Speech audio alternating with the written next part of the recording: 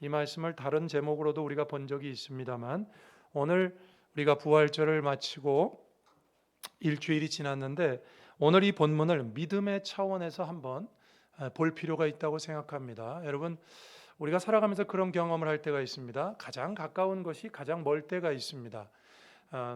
가정에서 나를 가장 잘 이해해 준다고 생각했던 자녀들이나 와이프나 아니면 남편이 어느 날 사건을 통해서 이렇게 우리가 간격이 멀었단 말인가? 이런 걸 확인할 때가 있어요. 왜냐하면 가까이 있기 때문에 가까울 거라고 지레 짐작하고 살아서 그렇습니다. 세상에 그런 것들이 많은 듯이 교회에도 그렇습니다. 여러분, 교회에서 우리가 익숙하고 가장 그냥 늘상 입에 달고 사는 말이 믿음입니다. 믿음. 그런데 이 믿음을 우리가 새삼스럽게 정말 성경이 말하는 믿음은 뭐냐? 이런 정의를 말씀을 통해서 곳곳에서 확인을 해야 됩니다. 그러려니 우리 평생이 걸리겠죠. 성경 말씀이 이렇게 많으니까. 믿음이라는 것은 우리가 생각하는 것과 좀 다를 수 있고, 그래서 오늘 말씀을 통해서 우리가 교회 안에서 늘 믿음에 대해서 많이 말하는데 참 믿음은 무엇인가 하는 것을 오늘 말씀을 통해서 한번 생각해 봐야 된다고 생각합니다. 첫 번째 참 믿음은 이겁니다. 오늘 말씀이 하시는 참 믿음, 지금 하나님이 하시는 일을 믿는 것이다. 지금이죠, 지금. 과거도 아니고 아니면 미래에 대한 것도 아니고 현재. 물론 단서는 이겁니다. 지금이라는 시간이 이런 두 가지로 구분될 수 있을 거예요. 내 마음에 드는 사람도 있을 것이고 안 드는 사람도 있을 것입니다. 내 일이 잘 되는 사람은 지금이 좋고 내 일이 안 되는 사람은 지금이 나빠요. 그러나 그런 내 마음에 들고 안 들고 여부를 떠나서 어쨌든 지금 내 앞에 벌어지는 것은 하나님의 일이다 라고 믿는 것이라고 오늘 본문은 우리에게 가르쳐 줍니다. 한번 설명을 해보겠습니다. 세례 요한은 2절에 보니까 옥에서 예수님에게 질문했다 그랬습니다. 세례 요한은 의로운 일로 옥에 갇혔습니다. 우리가 이 내용을 교회를 다녀서 알지요. 헤롯이 자기 동생의 부인으로 받아들인 것을 직언했다가 왕의 눈밖에 나서 감옥에 갇혔습니다. 결국 그것 때문에 죽게 됩니다. 자, 세례 요한은 메시아를 알았던 사람입니다. 주님 보자마자 뭐라 그랬습니까? 세상 죄를 지고 가는 하나님의 어린 양, 그리고 성령이 비둘기같이 세례 받을 때 임하면 그가 내가 보내는 자인 줄 알라. 그는 메시아를 보았지만 그러나 아직은 구약적인 한계에 머물러 있는 사람입니다. 구약적인 한계라는 건 그거죠. 11절에 잘 나와 있는데 오늘 안 읽었습니다만 11절에 이런 말씀이 있어요. 내가 진실로 너에게 말하노니 여자가 낳은 자 중에 세례 요한보다 큰 이가 일어남이 없도다. 여자가 낳은 자 중에 예수님 당시까지 세례 요한보다 큰 사람이 없대요. 그 말은 세례 요한이 다른 사람들이 다 부족하고 세례 요한이 제일 위대하다 그런 뜻이라기보다는 이런 뜻입니다. 예수님을 봤잖아요. 구약의 많은 선지자들도 예수님을 예언했지만 세례 요한처럼 예수님을 본 사람은 없습니다. 그런 의미에서 여자가 낳은 중에 제일 크죠. 그러나 이어지는 말이 뭐라고 되어 있습니까? 천국에서는 극히 작은 자라도 그보다 크다. 이건 무슨 뜻이죠? 세례 요한은 예수님이 십자가에 달리시고 부활하시고 승천하시기 전에 죽었습니다. 예수님보다 6개월 먼저 왔죠, 여러분. 그리고 구약의 말라기에 예언하고 있는 내가 보내는 엘리야가 메시아 전에 오는 엘리야가 바로 세례 요한입니다. 세례 요한은 예수님 구원 사건을 보기 전에 죽었어요, 그렇죠? 근데 저와 여러분은 어떻죠? 다 봤죠? 다 알고 있죠? 예수님이 우리를 위해서 뭘 하셨는지 알죠? 그런 의미에서 천국에서는 세례 요한은 가장 작다는 말은 세례 요한이 위대하지 않다는 말이 아니라 우리보다 위대하죠. 위대하지 않다는 말이 아니라 이런 어떤 구약적인 어떤 시간과 공간적인 어떤 시점에서 볼 때 세례 요한은 구약적인 관점에서는 여자가 낳은 중에 예수님이 이 말씀하실 때 제일 큰 자지만 또 지금 천국의 관점에서 볼 땐 제일 작은 자다. 이해가 되시죠? 세례 요한은 그런 사람입니다. 그랬던 세례 요한이 구약적인 한계를 가진 세례 요한이 억울하게 감옥에 갇혀 있습니다. 하나님 나라가 메시아에 의해서 그는 바로 실현된다고 믿었습니다. 여러분 간단히 말씀드리면 구약의 예언을 보면요. 초림 메시아와 재림 메시아가 동시에 예언이 되어 있습니다. 그런데 여러분 지난주 우리 부활주일 했죠. 예수님이 이 땅에 오시고 난 다음에 뚜껑을 딱 열고 보니까 어떻죠? 초림하셔서 우리를 구원하시고 예수님 승천하십니다. 그리고 재림하실 때까지 시간의 갭이 있습니다. 그렇죠? 근데 이 시간의 갭이 구약 성경에는 생략이 돼 있어요. 이게 막 섞여 있습니다. 그래서 구약의 예언을 이사야나 메시아에 대해서 예언되어 있는 이사야서나 뭐 여러 서신 책들을 보면요, 초림하는 메시아와 재림하는 메시아가 이렇게 막 섞여 있어요. 아직 세례 요한은 구약적인 한계가 있다 그랬죠, 여러분. 그러니까 세례 요한이 지금 감옥에 갇혀 있잖아요. 어떤 생각이 들겠습니까? 저분이 분명히 메시아가 맞는데, 하나님 맞다고 그랬는데, 그럼 빨리 뒤집어 엎어야지. 정의를 구현하시고 심판하시고, 심판해 주는 아직 시간이 있어야 되는데 아직 몰라요, 세례 요한은. 그래서 천국에선 작은 자라 그러는 겁니다. 가만히 계시는 거예요. 예수님이 헤롯을 처벌하시고 의로운 나라를 이루셔야 되지 않습니까? 제자들을 보내서 주님께 답답해서 묻습니다. 주님, 오실 분이 당신 맞아요? 또 있습니까? 근데 이거는 이제 이런 뜻도 있어요. 사실은 구약의 그런 메시아의 두 가지 모습이 있으니까 이분이 분명 메시아 맞는데 오셔서 이런단 말이죠. 그러면 또 다른 역할의 메시아가 있습니까? 라고 묻는 뜻도 돼요. 이해가 되시죠? 그 세례 요한이 지금 물어보는 거예요. 답답해서. 여러분, 우리가 본문의 세례 요한을 보면서 이렇게 생각하시면 안 됩니다. 참 믿음이 없네. 예수님을 보고 세상 죄를 지고 하나님 어린 양이라고 알아봤으면, 비둘기같이 성령 임하는 거 봤으면 이런 질문을 하면 안 되지. 아니요, 근데 우리도 하잖아요. 우리가 세례 요한을 정죄할 수가 없어요. 왜냐하면 여러분, 저와 여러분이 이렇게 평상시에 평안할 때, 믿음 생활 잘 될 때, 내 일이 잘 풀려갈 때는 믿음 생활 잘 하죠. 하나님 섬기죠. 우리가 어려우면 어떻게 됩니까? 사람은 근본적으로 내가 예상할 수 없는 일을 만났다. 어저께도 세월호 9주기인가 몇 주기 됐지 않습니까? 그런 일들이 만약에 터졌다고 쳐보십시다. 내 생활에 정말 내가 감당할 수 없는 일이, 내가 예수를 믿고 믿음 생활 하는데도 감옥에 갇혔잖아요. 이거 어떤 일이 생겼다고 쳐보세요. 대번에 우리 입에서 뭐가 나올까요? 주님 계십니까? 주님 지금 뭐 하고 계십니까? 주님 저를 지금 보살피고 계십니까? 이 말이 나옵니까? 안 나옵니까?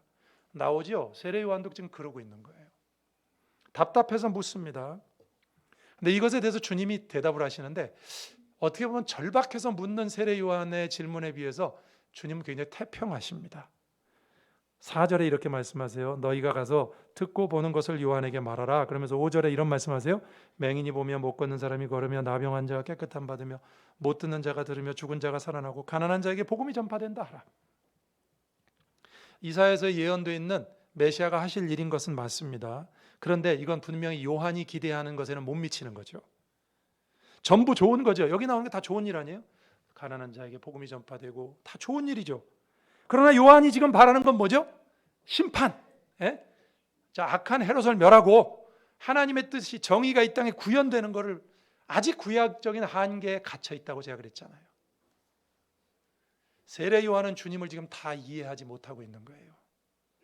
그런 세례 요한을 향해서 주님이 6절에 이런 말씀하십니다. 6절 다시 보세요. 누구든지 나로 말미암아 실족하지 아니하는 자는 복이 있다. 무슨 뜻입니까?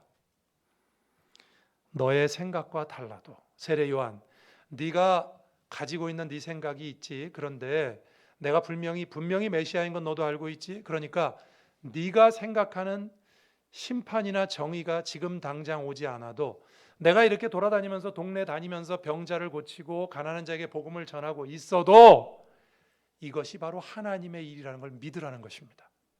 믿으십니까? 우리는 욕심이 앞설 때가 많다니까요. 꼭 욕심이 아니어도 세례 요한은 하나님의 일을 다 모르잖아요. 그렇죠? 여러분, 저와 여러분이 하나님을 믿지만 우리가 하나님의 속에 들어갔다 나왔습니까? 우리가 하나님을 다 압니까? 늘 말씀드리지만 이사야서에 있는 말씀처럼 하나님이 이렇게 말씀하셨다 그랬죠?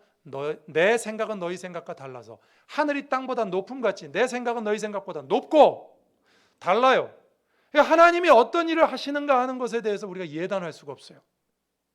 예단할 수가 없단 말이죠. 누구든지 나로 인하여 실족하지 않는 자는 복이 있다. 이 말 속에 이런 뜻이 있는 거 아니에요? 신앙생활은 실족하기 쉽습니다. 여러분, 교회 다니면 실족하기가 쉬워요. 세례 요한도 실족할 수 있는데, 완전 실족은 아닙니다만. 왜 실족하기가 쉬운 줄 압니까? 우리가 예수님을 믿잖아요. 여러분, 지난주에 우리 부활주일 지냈지만 주님 살아 역사하시는 거 믿으시죠? 그래도 우리 삶에 어려움이 있잖아요. 여러분, 예수 잘 믿으시잖아요. 그래도 여러분 삶에 어려움이 있잖아요. 몸도 아프시고 내가 이해할 수 없는 일들이 있잖아요. 신앙은 나에게 어려움이 오면 실족하기가 쉬워요. 그래서 핵심은 4절입니다. 다시 4절 한번 보세요. 여기 이런 말씀이 있어요. 주님의 말씀을 귀담아 들을 필요가 있어요.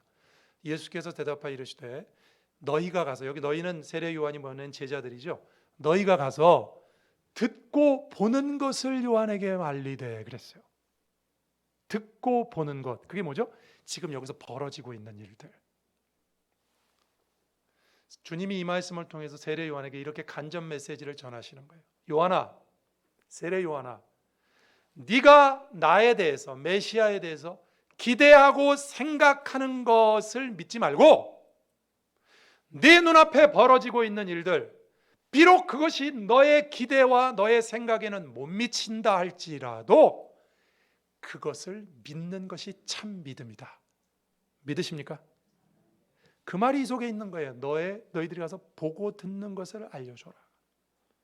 세례 요한의 기대와는 다르지만 요한이 생각하는 것보다 덜 중요해 보이는 일을 하시는 것 같지만 주님이 지금 행하시고 계시는 일들, 바로 그것이 하나님의 일이다.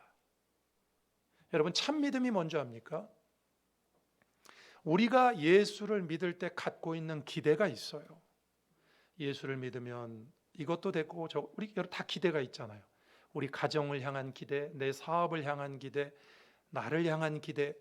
우리가 믿음을 가질 때 그 믿음의 대상이신 하나님에게 대하여 가지고 있는 기대가 있습니다. 그 기대에 못 미치더라도, 참 믿음은 무엇인가? 못 미치더라도, 오늘 장로님 기도하신 것처럼 여러 가지 경제적인 상황도 어렵고 내 상황도 잘 풀리지 않고, 나는 어떻게 보면 불신자보다 더 고난이 많은 것 같다, 그런 성도님의 말씀도 제가 들은 적이 있어요. 제 주변에 예수 안 믿는 사람들은 어떻게 보면 잘 사는 것 같은데 저는 목사님이 예수를 믿는데도 왜 이렇게 어렵습니까? 그럴지라도 나의 현실이 내가 받아들일 수 없는, 감옥에 갇혀 있잖아요, 세례요한. 받아들일 수 없을지라도 그것이 하나님의 역사요, 하나님의 활동하시는 역사의 현장임을 믿는 것이 참 믿음인 줄로 믿습니다. 참 믿음은요, 내가 기대하는 걸 믿는 게 아니에요. 참 믿음은 내 앞에 벌어지는 일들을 믿는 것입니다. 그것이 비록 험악한 일일지라도. 저와 여러분이 이 어려운 시대를 살아가면서 그런 믿음의 소유자들이 되었으면 좋겠습니다. 그런 믿음을 가져야 세상이 우리를 감당할 수가 없죠. 여러분, 세상에서도 이런 게 있더라고요. 스톡데일 패러독스라는 말이 있습니다. 스톡데일 패러독스. 스톡데일이라는 말은 사람 이름이에요. 베트남 전쟁 때 포로 생활을 했던 미군 장교 제임스 스톡데일의 이름에서 유래한 것입니다. 그러니까 어떤 사건에서 유래했겠죠. 이 스톡데일이라는 사람은요, 베트남 전쟁 때 1965년부터 73년까지 동료들과 함께 포로로 잡혀 있었습니다. 장장 8년 동안 포로로 잡혀 있었어요. 포로 생활 중에 냉혹한 현실을 맞이해서 거기서 그가 겪었던 일, 살아남을 수 있었던 일들을 그가 나중에 증언을 했습니다. 그는 살아남은 반면에 대비 없이 그저 상황을 낙관했던 동료들은 계속되는 상황을 이겨내지 못하고 죽고 말았다는 것입니다. 포로 수용소에서 끝까지 견뎌내지 못한 사람들은 어떤 사람들이었습니까? 방송 기자가 물었습니다. 스톡데일이 그것에 대해서 이렇게 답했습니다. 낙관주의자들이 문제였습니다. 여러분, 낙관주의는 좋은 거죠. 긍정적으로 삶을 바라보는 거 좋은 거잖아요. 그런데 스톡데일이 이런 말을 합니다. 낙관주의자들이 문제였습니다. 그들이 이랬다는 겁니다. 크리스마스까지는 나갈 거야 라고 희망하다가 크리스마스가 지나면 8년 있었으니까 부활절에는 나갈 수 있을 거야 라고 합니다. 부활절에도 지나면 추수감사절을 말하고 다시 크리스마스를 말하고 그러다가 상심해서 죽는 것을 보았습니다. 스톡데일이 말하는 겁니다. 저는 여기서 중요한 교훈을 얻었습니다. 결국에는 성공할 것이라는 믿음을 갖되 눈앞에 닥친 냉혹한 현실을 직시하는 지혜를 가져야 합니다. 그래야 역경을 이겨낼 수 있습니다. 그렇지 않습니까, 여러분? 이걸 콜린스라는 경제학자는 이렇게 말했어요. 장기적으로는 여러분 우리가 갖고 있는 믿음은 장기적으로는 낙관론 맞습니다. 그렇죠? 하나님 살아계시죠? 하나님이 여러분 우리를 버리시겠습니까? 하나님이 우리를 반드시 인도하실 거 믿으시죠? 그러나 현실에서는 어설픈 낙관론, 여러분 무조건 좋게만 보는 게 믿음은 아닙니다. 어설픈 낙관론이야. 현실을 직시해야죠. 냉혹한 현실을 받아들이면서도 최종 승리에 대해서 흔들리지 않는 믿음을 갖는 이중성을 스톡데일 패러독스라고 합니다. 패러독스라는 말이 역설이죠. 왜 역설이냐면 장기적으로는 낙관론인데 단기적으로는 어떻게 보면 비관론자보다 더 비관적으로 현실을 직시하고 있으니까. 이 두 가지가 섞여 있어서 이걸 스톡데일 패러독스라고 그럽니다. 유명한 말입니다. 여러분, 이걸 신앙에 한번 적용해 볼까요? 지금 당장 내 눈앞에 있는 문제가 내 뜻대로 풀리지 않더라도 하나님의 은혜가 있는 이상 궁극적으로 승리한다는 믿음을 갖는 것입니다. 희망은 잃지 않되 현실에 적응하는, 현실을 직시하고 거기서 할 일을 하는. 그래서 이 스톡데일이라는 분도요, 8년 동안 다른 사람들은 나갈 수 있을 거야 이러고 있을 때, 손 놓고 있을 때 거기서 사람들을 조직하고 수용소 간에 이 통신망을 만들고 그래서 서로 연락하고 격려하고 자기가 할 수 있는 일을 했어요. 언제 나갈지 모르니까. 나갈 건 맞지만 언제 나갈지 모르니까. 제가 언젠가도 그 말을 한번 해드렸는데, 여러분 나치 수용소 아우슈비츠에서 그런 일이 있었다고 그랬죠. 비슷한 일인데 거기서 살아남았던 사람들은 어떤 사람들이라고 그랬습니까? 끝까지 소망을 잃지 않되 할 일을 다 했던 사람들. 하루 한 컵을 식수로 공급을 받는데, 물을 공급받는데 이 물을 가지고 반 컵만 마시고 반 컵으로 뭐 했다 그랬죠? 세수하고 깨진 유리 조각으로 면도를 했다 그래요. 살아남았던 사람들입니다. 왜 그러냐면 아우슈비츠에서 노동을 시키다가 어떤 사람부터 가스방으로 보냈다 그랬죠? 이렇게 보고 얼굴빛이 안 좋다든지 나약해 보이는 사람들, 지저분해 보이는 사람들, 이 친구들은 살 의욕이 별로 없나 보다. 그런 사람들부터 가스방으로 보냈다는 거죠. 살아남으려면 어떻게 해야 됩니까? 잘 보여야죠. 그래서 물 다 마시지 않고 그 수용소에서 누구한테 보인다고 세수를 하겠습니까? 그 조금인 물로 세수를 하고요, 깨진 유리 조각으로 면도를 합니다. 이랬던 사람들이 살아남았다는 거예요. 현실을 직시하고 거기서 할 수 있는 일을 했던 사람들.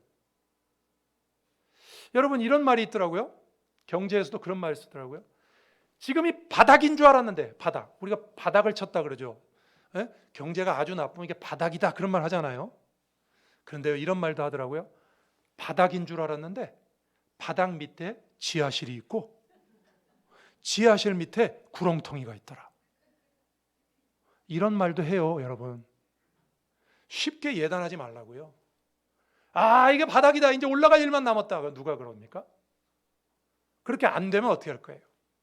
안 될 때를, 그래서 아까 제가 말한 그 콜린스라는 경제학자는 이렇게 말했어요.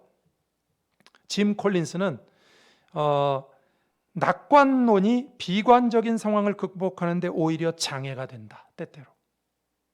막연한 낙관론 있죠. 잘 될 거야. 희망 고문인 거예요, 이게. 막연한 낙관론. 오히려 진정한 믿음은 무엇인가? 물론 장기적으로 하나님이 역사하실 거 믿어요. 현실에서는요, 누구보다도 현실주의자가 돼서 나의 자리를 믿음으로 지켜야 될 거 아닙니까?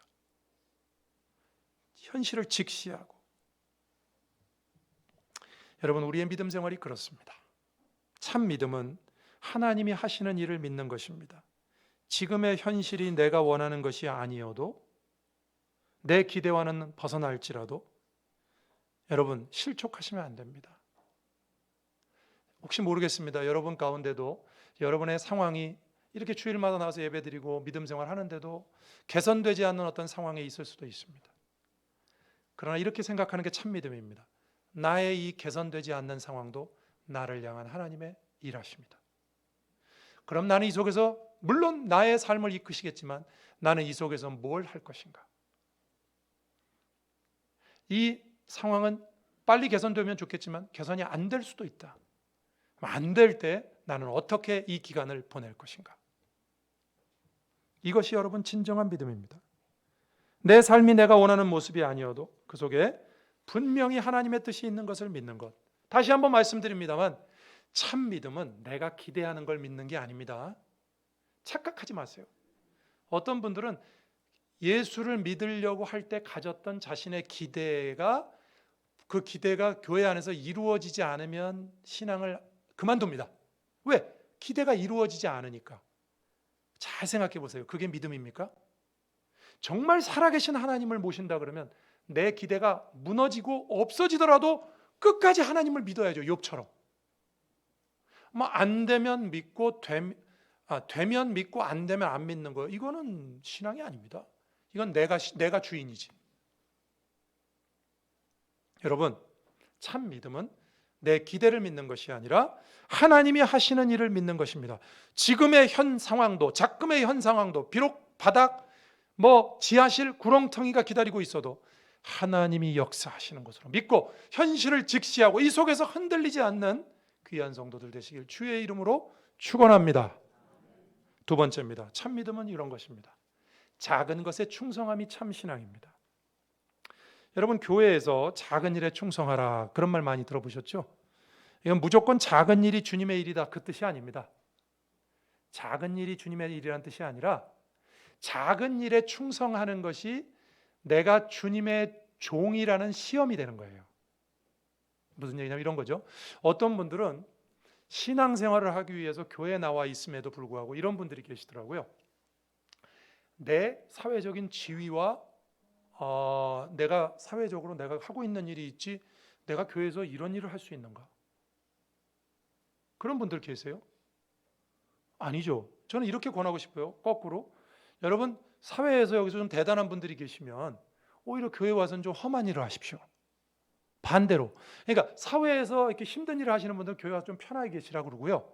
사회에서 좀 편하게 사시는 분들은 교회 와서 좀 힘든 일을 하십시오.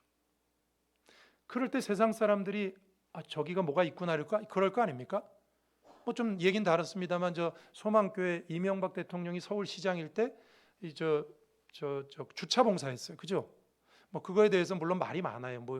의도를 가지고 했다. 남들한테 보여주기식이다. 말이 많은데 어쨌든 저는 이렇게 생각합니다. 그런 모습들 말이죠. 작은 일에 내가 저런 사람이 이런 일을 할 사람 아닌 것 같은데 그런 사람이 작은 일에 충성할 때 그게 하나님께 영광이 되는 거 아닙니까? 여러분, 본문에서 요한은요 주님께 질문을 했죠. 질문의 의도가 뭐냐면 이런 거예요. 주님 왜 더 큰 일을 안 하시냐는 겁니다. 악인들 심판하고 아까 말한 것처럼 구약적인 한계에 갇혀 있으니까 아니 악인들 심판하시고 주님 메시아로서 좀 이렇게 사회를 뒤집으셔야죠. 변혁하셔야죠. 왜 동네 다니면서 여자들 사마리아 여자나 만나시고 물이나 얻어 드시고 왜 그러고 계십니까? 더 큰 일을 하시지. 결정적이고 큰 일을 하시지. 요한이 그렇게 얘기하는 거 아닙니까? 그렇게 말해서 그런 질문을 하고 있는 거 아닙니까? 그것에 대해서 주님은 이렇게 말씀하십니다. 예언까지 말씀하시면서 지금 내가 하고 있는 일이 네 눈에는 작아 보이지만 이것이 하나님 일이다. 여러분, 주님의 일이나 요구는 의외로 우리 생각보다 작을 때가 많습니다. 그렇죠? 주님이 우리한테 하래요. 주님, 제가 이런 일 하려고 이게 온 건 아닌데요. 제가 교회에서 이 정도 일 할 사람은 아닌데요. 예를 들면 저 목사인 저에게 저 어린 성도를 섬겨라 그러면 주님, 그런 일들은 저 집사님들 계시잖아요. 권사님들 계시잖아요. 저분들이 하시면 되지 제가 합니까?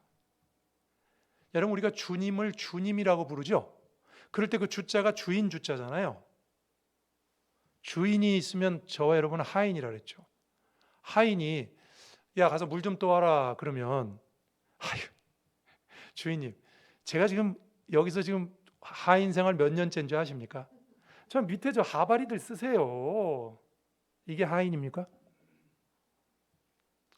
하인, 여기 성경이 우리 보고 작은 일에, 그러니까 요한이 볼 때 예수님이 하는 일은 작은 일처럼 보였을지 몰라요. 근데 오히려 성경은 우리 보고 작은 일에 충성하래요. 왜 그런 줄 아십니까? 그게 시험 때가 되거든요. 그게 우리가 주님의 진정한 종일 때, 우리가 바라는 건 있지만 주님이 이거 하라면 해야죠. 그렇지 않습니까, 여러분? 교회에서 우리가 무슨 일을 가려 합니까?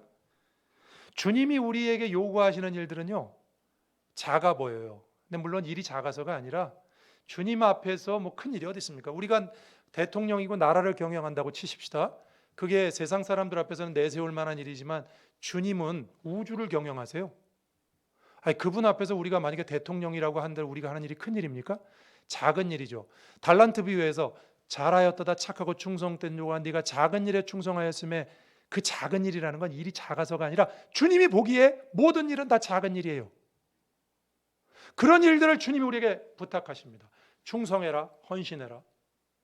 그런데 여러분, 우리가 그 주님 앞에 아유 주님, 제가 믿음 생활할 때 이런 마음으로 시작한 건 아닙니다. 이 정도는 돼야 되지 않습니까, 주님?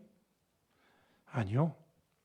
실제로 주님의 일이 작아서가 아니라, 작은 일에 충성하라는 말은 실제로 작아서가 아니라 우리 욕심 때문이에요. 우리 욕심. 우리 욕심은 언제나 신앙으로 대단하고 싶잖아요.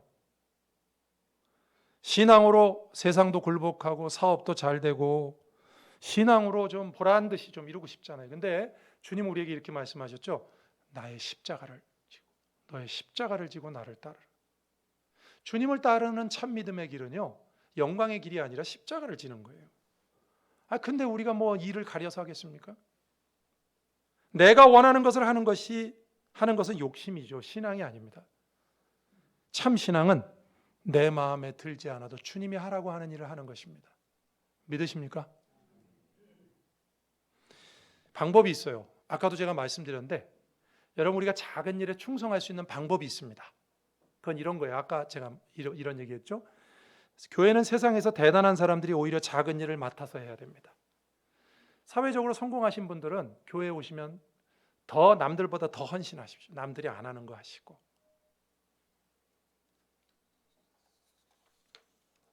또 내가 생각할 때 하찮아 보이는 일을 하세요. 제가 한번 얘기를 드린 것 같은데, 제가 온마음 교회 오기 전에 저 강남에 있는 교회 부목사로 있다가 왔지 않습니까? 그 미랄 학교에. 거기서 지금은 장로님이 되신 분이 주차 봉사 20년째 하셨어요.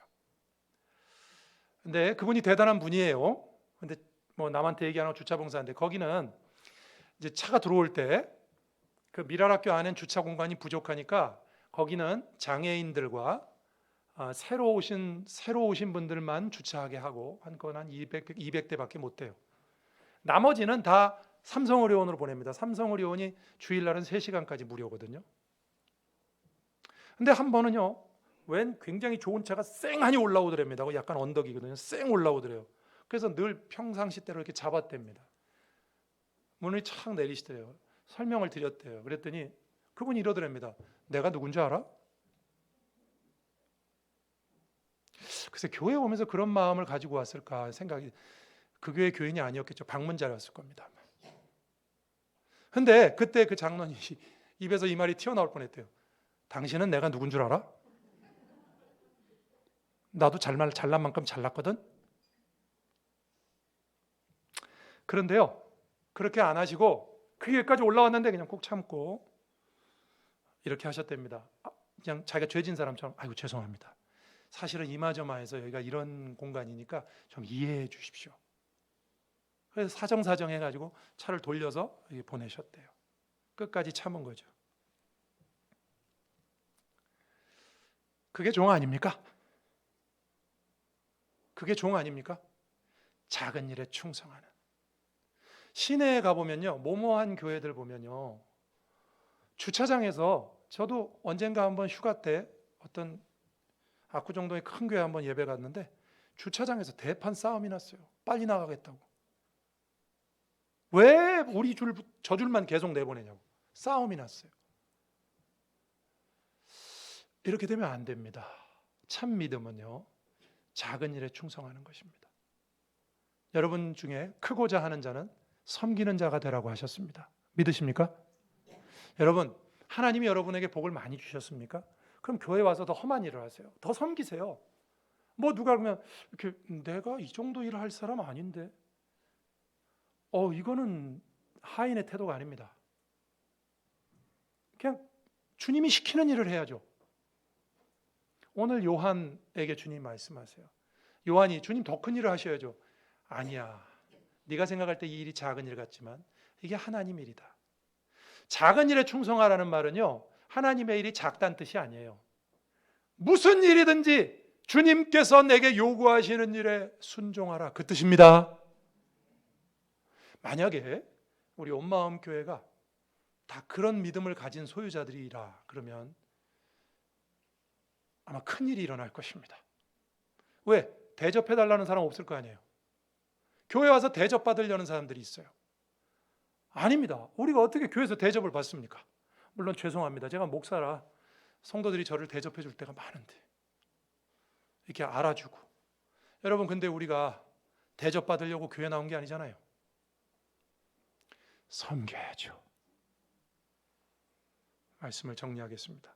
참 믿음. 참 믿음은 뭡니까? 첫 번째로 현실이 내 기대와 달라도 하나님의 뜻이 있음을 받아들이고 참는 것이 참 믿음입니다. 어떤 상황이 우리 앞에 도래할지라도, 바닥, 지하실, 구렁텅이, 어떤 상황일지라도 여기에는 하나님 뜻이 있다. 참고 받아들이는 것, 직시하고 그 속에서 내 할 일을 찾는 것, 참 믿음인 줄로 믿으시길 바랍니다. 두 번째로 내 욕심이 아니라 작아 보여도 주님의 일을 하는 것이 참 믿음입니다. 어떤 일이든지 여러분 주님의 일이라고 생각하시면 충성하시기 바랍니다. 그러면 주님이 여러분에게 복을 주실 것입니다. 이 은혜가 우리 모두에게 있기를 주의 이름으로 축복합니다. 기도하시겠습니다. 오늘 말씀 생각하시면서 주님, 참 믿음을 주옵소서. 우리가 가짜 신앙이 아니라 참 믿음, 주님을 주인으로 섬기는 참 믿음을 달라고 같이 한번 기도하시겠습니다. 하나님 아버지, 감사합니다. 오늘도 주님 앞에 우리 성도들이 함께 모여 예배드리며 귀한 말씀 앞에 섰습니다. 주님, 저희들이 참 믿음을 갖게 하옵소서. 하나님 아버지, 내 기대를 믿는 것이 아니라 하나님이 지금 하시는 일이 하나님 뜻임을 믿게 하시고, 하나님 아버지, 할 일을 내가 정하는 것이 아니라 주님이 하라고 하시면 그것이 어떤 일이든 충성하는 저희들이 되게 해 주옵소서. 그리하여 믿음으로 주님 바라보며 주님을 섬기는 귀한 온마음 공동체, 교회가 될 수 있도록 인도하여 주옵소서. 하나님, 오늘 말씀을 마음에 담아 내 기대를 믿는 것이 아니라 지금 벌어지고 있는 일이 하나님의 이름을 믿고 받아들이게 하시며, 내가 일을 정하는 것이 아니라 주님이 나에게 보여주시고 하라고, 충성하라고, 헌신하라고 하는 일이 주님의 이름을 믿고 그 일에 충성함으로 주님의 제자임을, 종임을 드러내는 참 믿음의 소유자들이 되게 해 주옵소서. 예수님 이름으로 기도드립니다. 아멘.